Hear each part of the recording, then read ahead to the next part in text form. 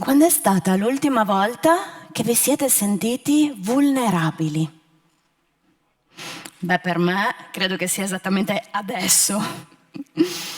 Nel mio lavoro, come sarta e come consulente d'immagine, mi trovo ad operare con un tessuto molto complesso e molto prezioso, l'essere umano. Per la precisione mi trovo ad operare sia con il singolo tessuto individuale di un essere umano, sia con il tessuto collettivo che chiamiamo moda. E la consulente d'immagine, a ben guardare, è un po' l'antimoda, perché l'interesse primario è che una persona si senta bene nella sua pelle, al di là di un modello ideale da seguire.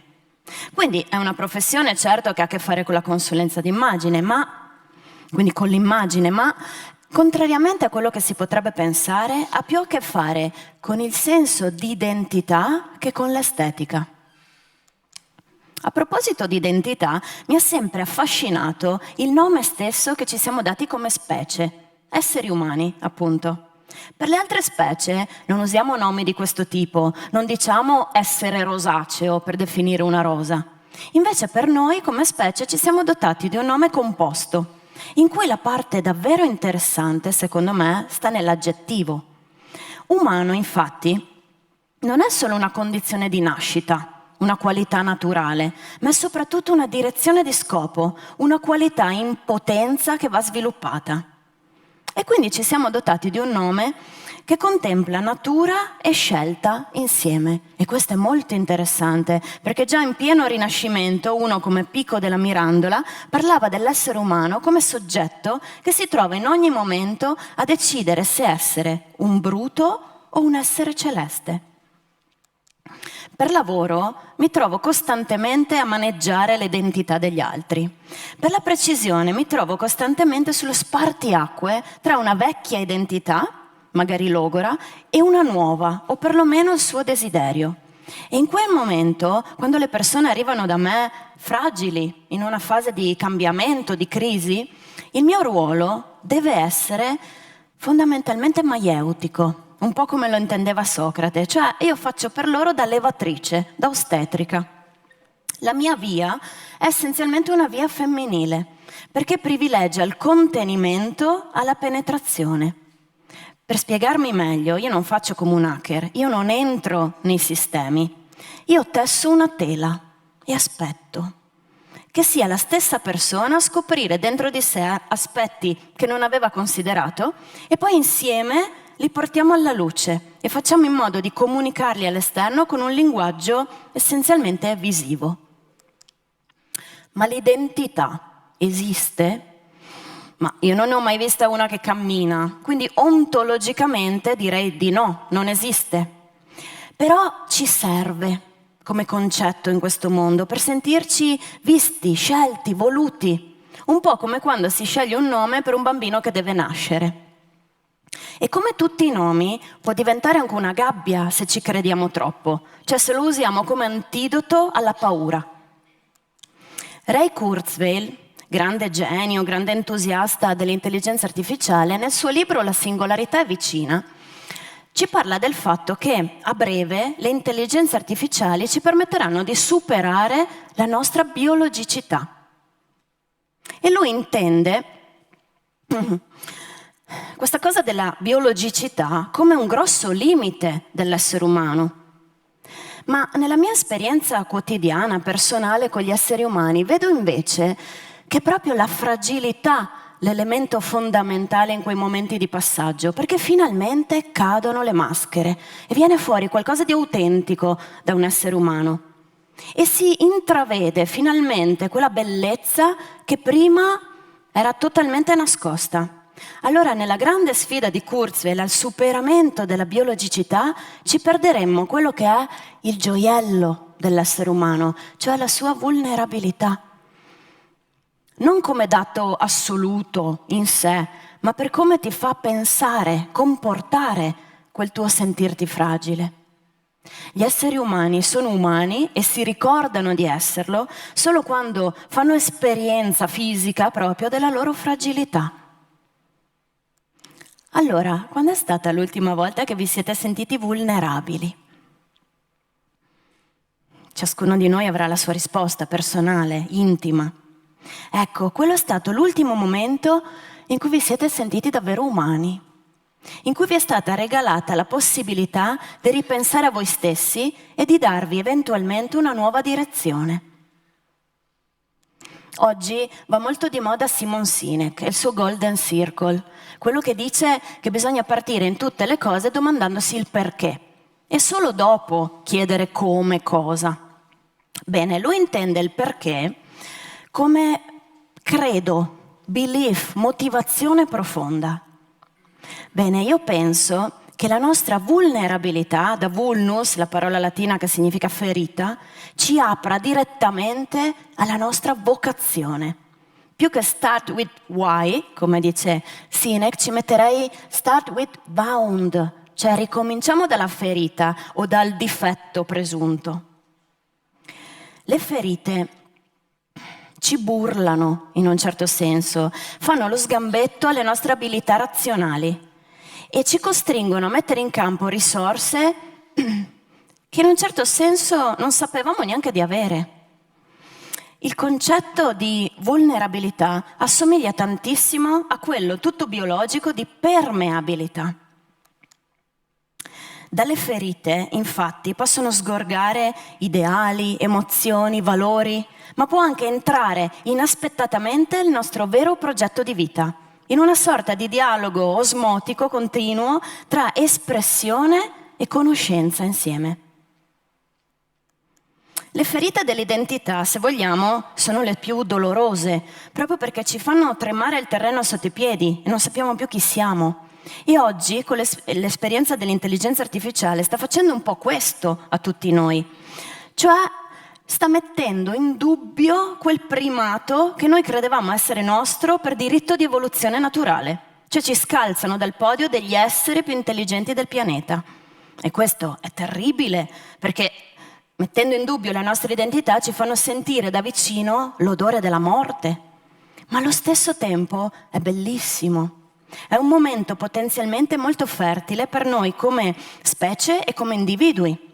La retroingegnerizzazione del cervello, cioè appunto l'hackeraggio del nostro pensiero per tradurne il funzionamento biologico in algoritmi, che poi faranno funzionare i robot, è paragonabile in tutto e per tutto ad un nuovo umanesimo. Magari non avrà il fascino della Firenze artistico-letteraria di Lorenzo il Magnifico, ma come allora ci permette di ripensare a noi stessi e in sostanza di darci un nuovo nome e una nuova interpretazione della nostra identità.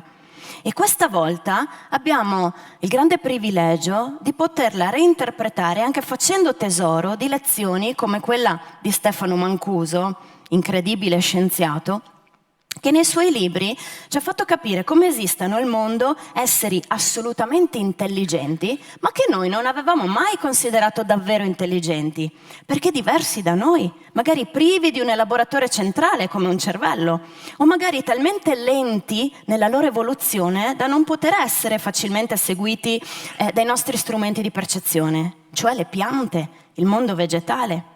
E allora proprio recependo questo tipo di lezioni, oggi abbiamo la possibilità di darci una nuova definizione, un nuovo nome, che faccia leva proprio su quella fragilità biologica che ha il potere di renderci così belli e di far uscire tutto ciò che è davvero umano da noi e che ci accomuna con gli altri esseri, qualcosa che suoni come quelli umani tra gli esseri, con gli altri esseri, senza più podi o riflettori.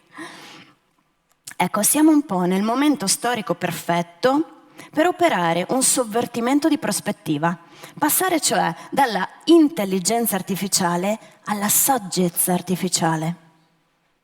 E per ripassare di là dobbiamo fare qualcosa che fino adesso abbiamo un po' tenuto sotto il tappeto. Cioè dobbiamo ripassare per quella saggezza naturale che non avevamo considerato come una cosa così intelligente, ma che invece è fondamentale. In sostanza ci servono più esseri umani integri. C'è persone che oltre all'intelletto, che è per sua natura uno strumento di discernimento, quindi di taglio, potremmo dire, sappiano anche usare strumenti di unificazione.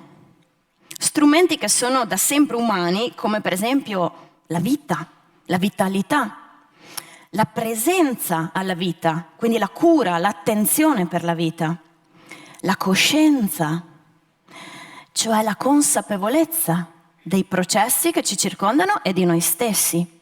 E per finire la grande rimozione del XX secolo, che è il sentire. Siamo abituati a pensare che se una cosa la sentiamo, ma non sappiamo spiegarla, non sappiamo dire il perché, non esista. In un certo senso, nascere umani non basta più, serve diventarlo. La rosa è senza perché, fiorisce perché fiorisce, non bada a sé e non si cura di essere guardata. Questa immagine poetica è di un mistico del 1600 di nome Angelus Silesius ed essenzialmente, come esseri umani, siamo chiamati a fiorire, cioè a realizzare la nostra natura profonda, anche accettando di uscire dal perché, cioè dalla sfera della razionalità, della mera utilità. Con buona pace di Sinek, la rosa è senza perché. E non bada a sé, perché la sua fioritura corrisponde alla sua vocazione profonda e riesce a trascendersi, in un certo senso, mentre fiorisce. E non pone attenzione ai suoi confini attuali mentre lo fa, ma si fida del suo fiorire, magari anche senza capirlo. E non le importa di essere guardata, perché appunto il suo fiorire corrisponde alla sua vocazione profonda e non ad un obiettivo indotto dall'esterno. La grande differenza tra la rosa, cioè la vita, e l'intelligenza artificiale sta nel fatto che la seconda, cioè l'intelligenza artificiale, è fatalmente ingabbiata nella storia e per di più solo nella storia dell'essere umano. La realtà è che un parto della nostra mente non potrà mai stupirti come un figlio, perché è un tuo prodotto e non una creatura libera e diversa da te e dall'idea che hai di te stesso. Chiudo facendo qualcosa che normalmente non si vede fare ad un TED, cioè provo a cantare una canzone che parla di un nome e di un'identità. Io tengo molto a questa canzone perché è nata in un momento che definirei essere quello di massima fragilità per me, di massima vulnerabilità umana. Perché quando ho avuto mia figlia, appena dopo il parto, ho sperimentato alcuni attacchi di panico. Ecco, in quei momenti la mente razionale va completamente in tilt e tu semplicemente sei convinta che stai per morire. Poi non succede, ma sei convinta. E ho scoperto però che proprio il massimo momento di vulnerabilità può trasformarsi nel massimo momento di umanità e creatività anche. Allora in quei momenti in cui tutto ciò che volevo era lasciare qualcosa a mia figlia, è nato un po' quello che io chiamo il testamento emotivo che io lascio a lei, che si chiama Celeste, attraverso il racconto del suo nome. Ecco, oggi vorrei dedicare questa canzone a tutti noi, fragili, emotivi, vulnerabili come siamo, affinché impariamo ad usare il nostro nome personale come mappa. Quindi non come previsione di un destino già segnato, ma come strumento di viaggio, in cui la direzione va costruita giorno per giorno. E vorrei dedicarla anche all'esperienza dell'intelligenza artificiale, affinché ci permetta come specie di lasciare un po' morire la nostra vecchia identità ormai logora e di incarnare davvero il nome che già ci siamo dati, cioè esseri umani.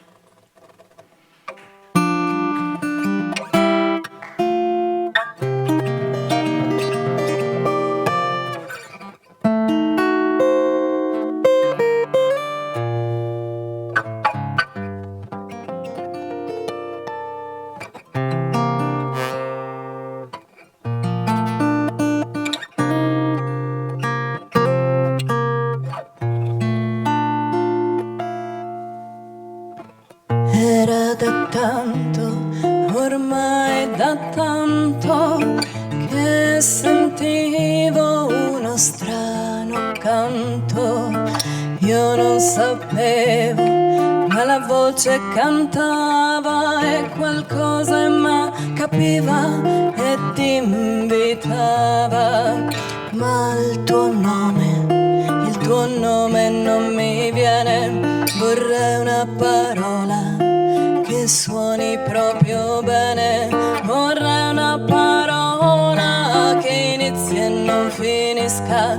Vorrei un nome che non ti definisca, che fosse per te una maniera di andare, un modo per vivere, una barca nel mare, che ti salvi se ti trovi nei guai, che sia per te la stella dei marinai. Di colpo tutto quello che cercavo è arrivato, il tuo nome mi ha riempito la bocca e l'ho gridato. È celeste il tuo colore, è celeste il tuo sapore, è celeste anche il tuo odore.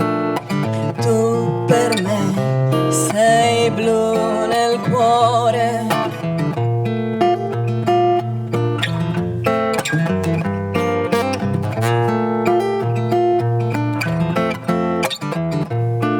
Ma come ho potuto non pensarci prima? È il colore perfetto che ti avvolge sulla cima. Quando arrivi stanco e sudato e ritrovi tutto quello che in basso hai lasciato, è il colore di tutte le madonne, di tutte le mamme che restano anche donne, è il colore più lontano di tutti, ma puoi sentirlo che ti culla tra i flutti, che il mondo è sì pazzo, storto anche strano, ma i tuoi piedini sanno andare lontano e arrivare in quei posti dove le cose son vere, dove la neve è ancora bianca e le notti nere. Di colpo tutto quello che cercavo è arrivato, il tuo nome mi ha riempito la bocca e l'ho gridato. È celeste il tuo colore, è celeste il tuo sapore, è celeste anche il tuo odore. Tu per me sei blu nel cuore.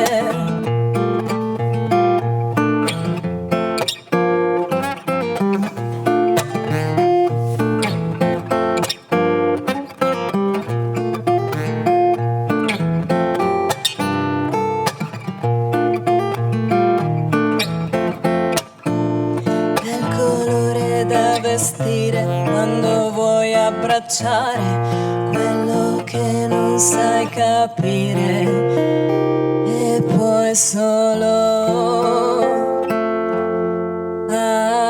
amare.